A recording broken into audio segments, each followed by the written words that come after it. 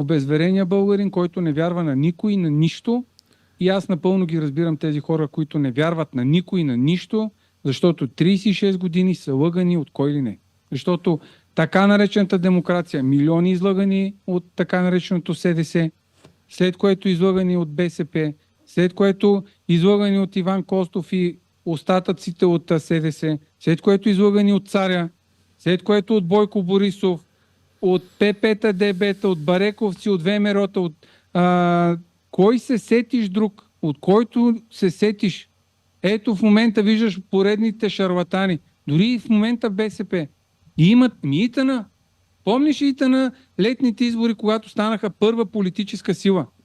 На зимните избори, когато ние влезнахме в парламента, 47-то Народно събрание, те станаха пети. 9 месеца по-късно те след управление с ПП-ДБ не влезнаха в парламента.